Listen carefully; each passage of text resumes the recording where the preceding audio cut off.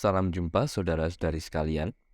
Di edisi khusus kali ini, saya akan membawa Anda sekalian untuk menengok sejarah Gereja Anak Domba Santo Yohanes Maria Vianney, Paroki Cilangkap, yang ada di kawasan Jakarta Timur dekat area Taman Mini Indonesia Indah. Embrio umat basis Paroki Santo Yohanes Maria Vianney Cilangkap berawal dari dua gugusan komunitas basis Paroki Santo Robertus Bellarminus Cililitan dari satu sisi, dan gugusan umat basis Paroki Santo Aloysius Gonzaga Cijantung di sisi lain. Komunitas basis umat pinggiran Paroki Santo Robertus Bellarminus Cililitan berada di wilayah Ceger, Bambu Apus, Cipayung, serta Cilangkap, sedangkan komunitas basis rencana pemekaran Paroki Santo Aloysius Gonzaga Cijantung berada di wilayah Kelurahan Cipayung, Ciracas, Kelapa Dua Wetan, Munjul, Pekayun, Pondok Ranggun, Cibubur, dan Setu. Kristalisasi kedua serat ini mewujudkan embrio paroki baru yang akhirnya oleh Bapak Uskup Agung Jakarta ditetapkan menjadi paroki ke-53 di wilayah KAC dengan nama pelindung Santo Yohanes Maria Vianney. Sebelum memisahkan diri dari induknya, umat pinggiran wilayah 10 Paroki Santo Robertus Bellarminus Cililitan itu selalu bersekutu dalam perayaan Ekaristi di Gereja TMII secara rutin. Pada bulan Juli 1996, umat begitu rindu untuk melakukan perziarahan sendiri.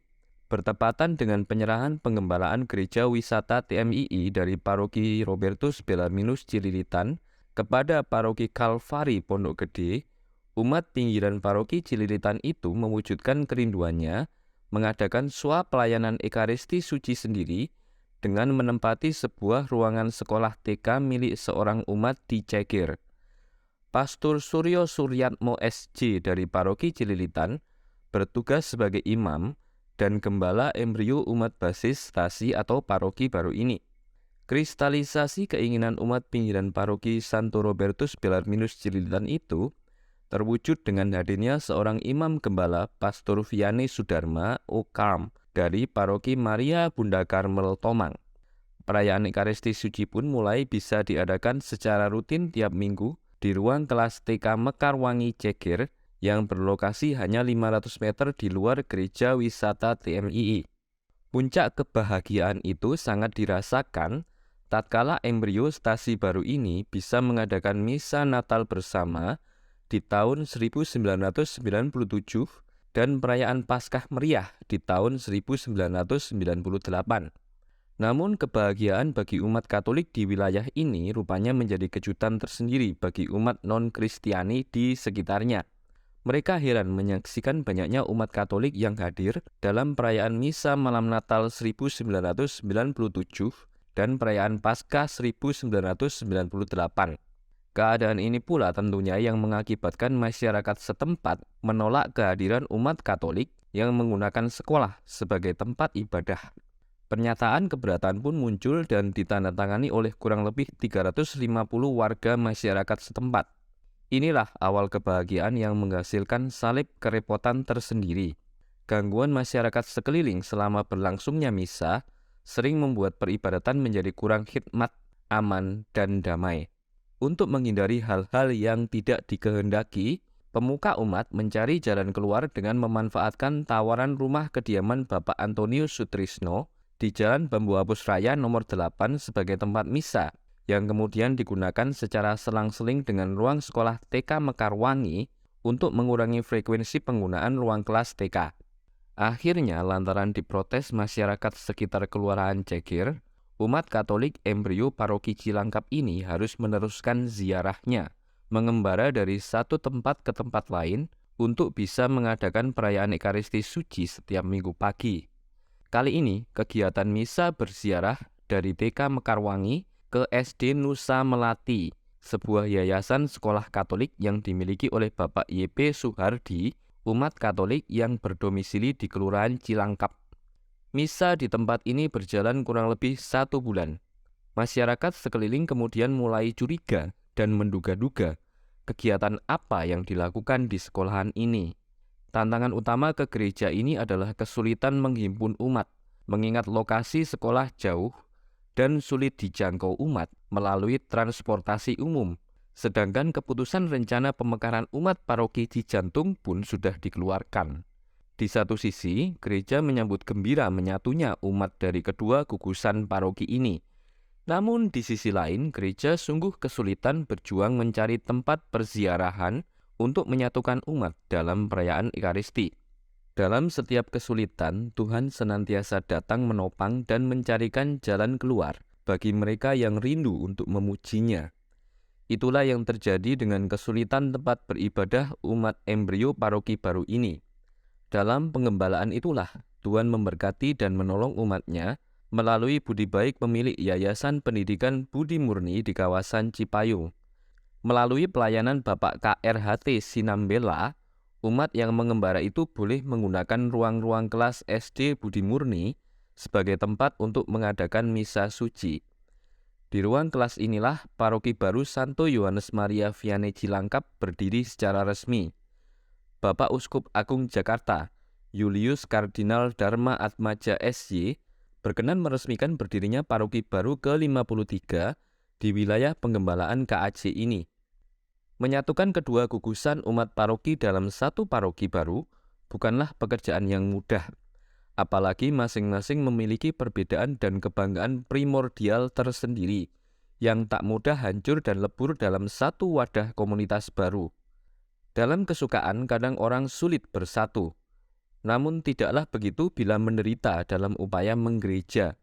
Kesatuan dan persatuan menghadapi penderitaan, bak keajaiban muncul di tengah upaya perjuangan gereja baru paroki Cilangkap di SD Budi Murni.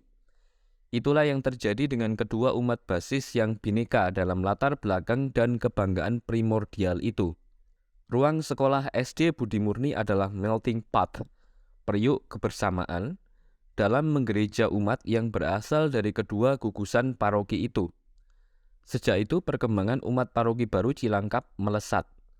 Bermula dengan hanya membongkar dan menyatukan 2 hingga 3 ruang kelas untuk menampung umat.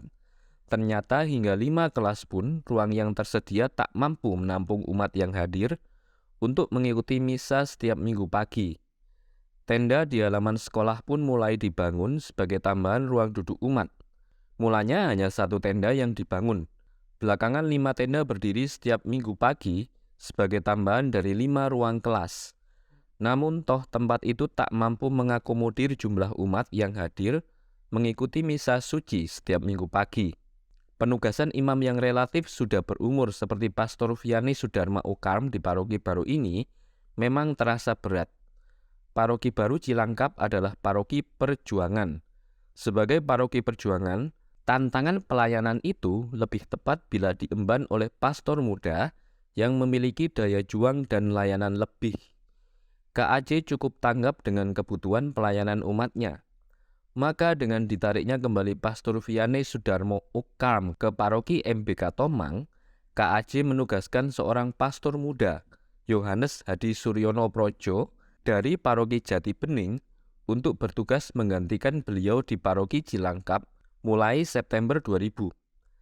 Pastor baru sering membawa suasana dan nuansa pelayanan baru, dan itulah yang terjadi dengan Pastor Yohanes Hadi Suryono Projo yang mengubah gaya dan suasana baru penyelenggaraan misa suci minggu pagi. Sentuhan pastor baru ini antara lain adalah diselenggarakannya misa suci pada 24 September 2000 dengan menempatkan altar di emperan sekolah. Dengan cara ini pastor bisa bertatap muka langsung dengan umat yang kebanyakan berada di luar ruang sekolah atau di bawah tenda. Inilah sentuhan kebersamaan gembala bersama umat paroki perjuangan itu.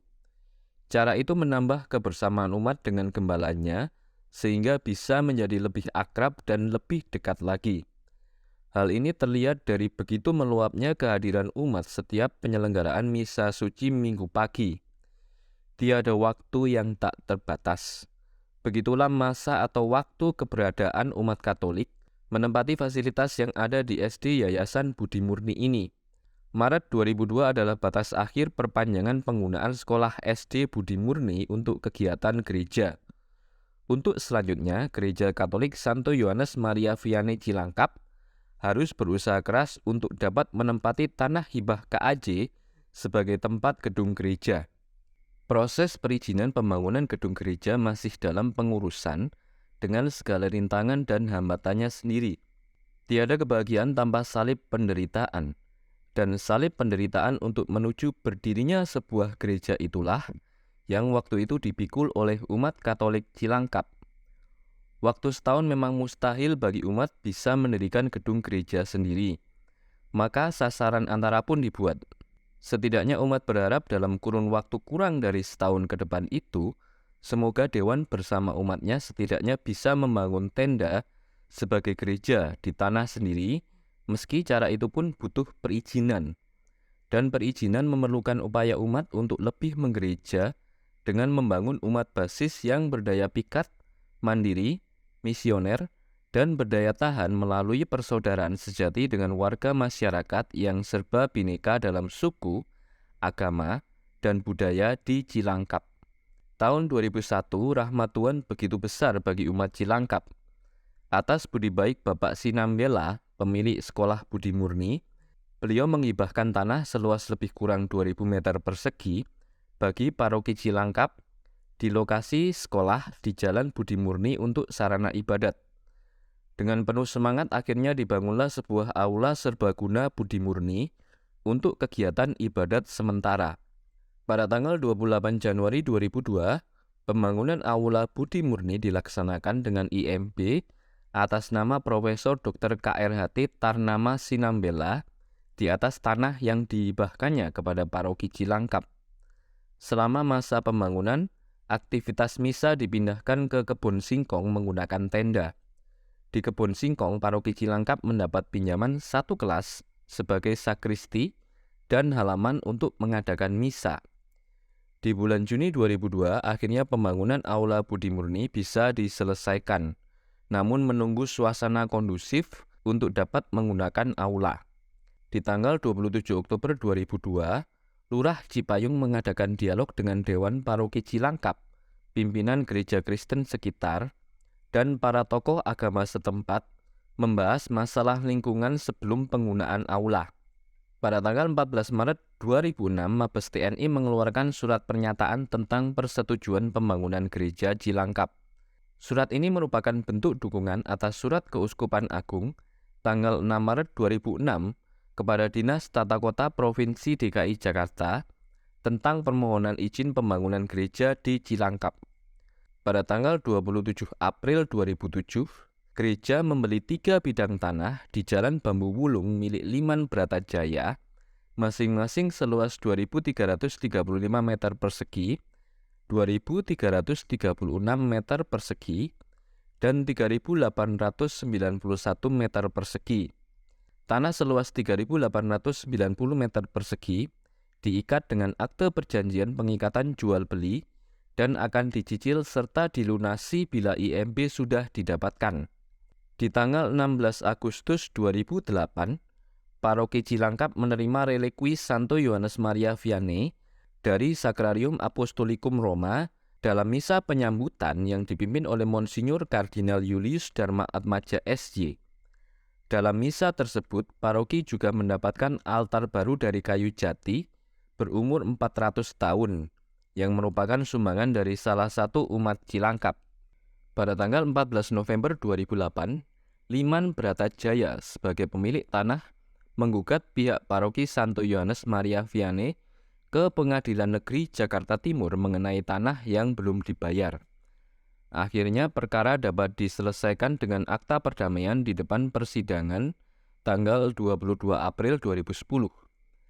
Akhirnya, pada tanggal 2 April 2012, surat izin mendirikan bangunan dengan nomor 3844-IMB-2012 berhasil didapatkan dan ditandatangani oleh Gubernur DKI Jakarta, Dr. H. Fauzi Bowo. Di tanggal 25 September 2012, Gubernur DKI Jakarta Fauzi Bowo melakukan peletakan batu pertama gereja Santo Yohanes Maria Vianney di Bambu Wulung, sebagai tanda peresmian dimulainya pembangunan gedung gereja tersebut. Puji Tuhan, setelah melalui lika-liku yang panjang, Akhirnya Gereja Anak Domba Santo Yohanes Maria Vianney Paroki Cilangkap bisa berdiri dengan megah.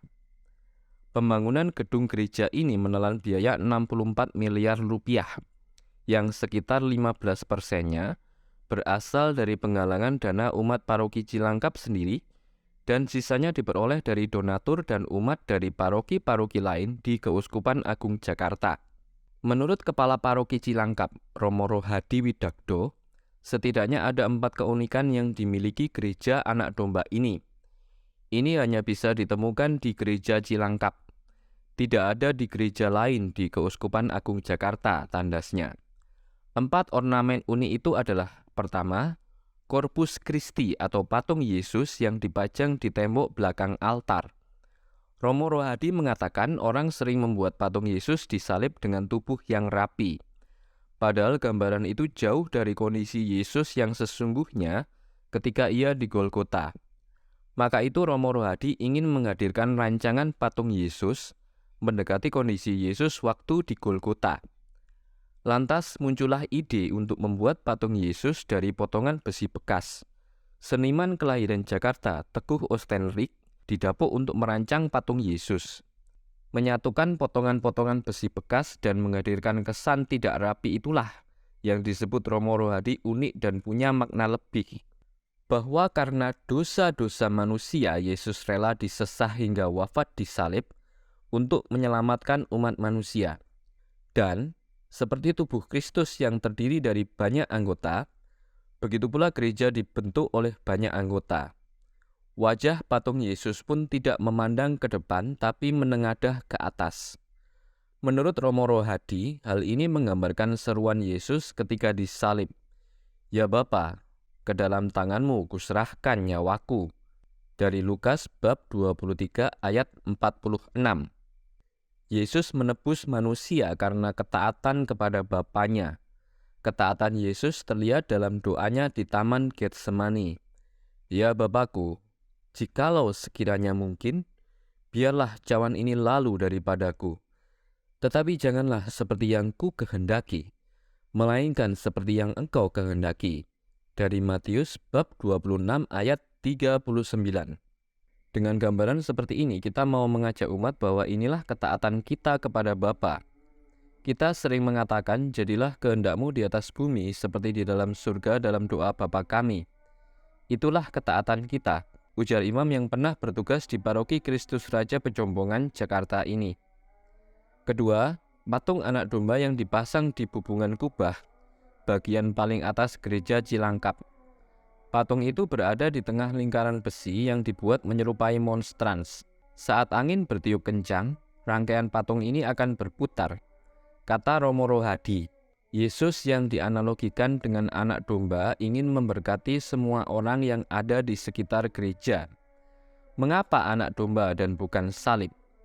Romo Rohadi menjelaskan, ide memakai anak domba daripada salib dicetuskan oleh almarhum Romo Ferdinandus Kuswardianto yang pernah bertugas di Paroki Cilangkap. Biar lebih ramah kepada masyarakat sekitar karena tidak semua bisa menerima ornamen salib, ujar Romo Rohadi. Ketiga, tabernakel. Tidak seperti tabernakel berbentuk kotak yang sering kita temukan di gereja-gereja lain, tabernakel gereja Cilangkap berbentuk piala dan hosti, serta dikelilingi gambar para malaikat. Tabernakel itu dikerjakan oleh seniman Badui, yakni Sastra Negara. Meski ia Muslim, tapi ia mau membantu. Ia juga yang membuat tabernakel gereja Pejombongan, tandas Romo Rohadi. Keempat, patung Yesus dan Bunda Maria yang dipajang di sisi kanan dan kiri altar terbuat dari lilin. Saudara-saudari, demikianlah edisi khusus Katolik kita kali ini. Kita berjumpa lagi di Katolik kita edisi berikutnya. Berkah dalam.